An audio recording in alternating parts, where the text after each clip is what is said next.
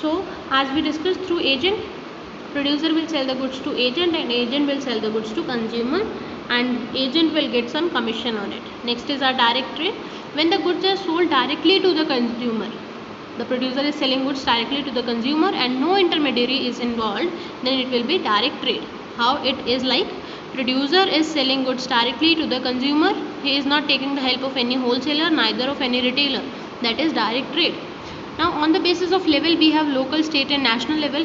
The local level trade, it will be confined to a village or a district. That will be local level, and it will deal in basic primary goods like bread, butter, milk, because these are of perishable nature and you cannot sell them beyond the boundaries of local area. Okay. Next is the state level trade. So state level trade is carried on in between various districts, of a particular state, and simultaneously national level trade, that is carried on within the boundaries of a nation, or that is carried on within states, various states of the country.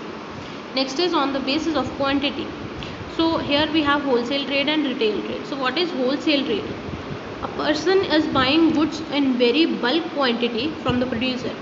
In a very huge quantity, goods are purchased from the producer and then they are divided into smaller quantities, and these are sold to small retailers, the basic shopkeepers. That person will be called wholesale, and the business he is pursuing, that will be called wholesale trade. Okay.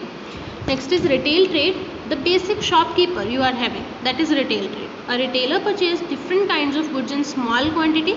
They will purchase goods in small quantity and they will meet the demand of consumer. From whom they will buy the goods? They will buy the goods from wholesaler, and wholesaler will buy the goods from producer. Okay. Next is features of wholesale trade. So wholesaler will sells and buys goods in large quantity. They will purchase goods from the producer in the large quantity. It is a link between the producer and retailer. It will buy goods from producer and sell it to retailer. It is specialized in basically one line. Alright, it is basically specialized in one line usually. In certain cases they have two lines also. They invest huge amount in the stock. Okay, their investment in the stock is very huge. They purchase goods in bulk quantity and have invested money in bulk also. This sells in small lot to the retailer, because retailer never buys in very big lots. They don't buy in bulk. Why? Because they have to meet a certain consumer's need only. So they need only small amount of loads or small amount of material in their shop. So they purchase from the wholesaler very small lots.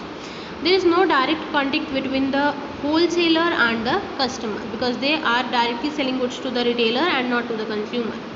Next is some advantages of wholesaler. So first is the wholesaler bears the risk of stock handling. They handles the stock by themselves.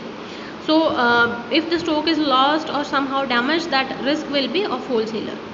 They advise the producer, or they provide market research results to the manufacturer, so that the producer or the manufacturer can act according to the market research. It reduces the producer transport cost, because it will pick the product from the producer's point and it will provide the goods to the retailer at his or her point. It provides credit facility to retailer, because retailer usually buys goods in credit. They don't have money to pay immediately. They will sell their material to the customer and after that they will pay to the wholesaler.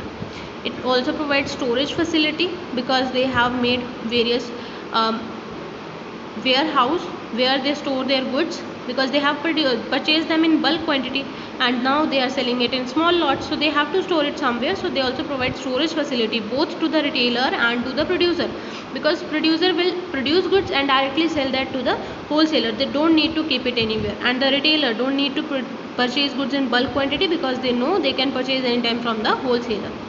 It creates uniformity in price. Uniformity in price means same price will be there for the goods in each and every retail store, because they are selling the goods in uniform price to every retailer. Okay.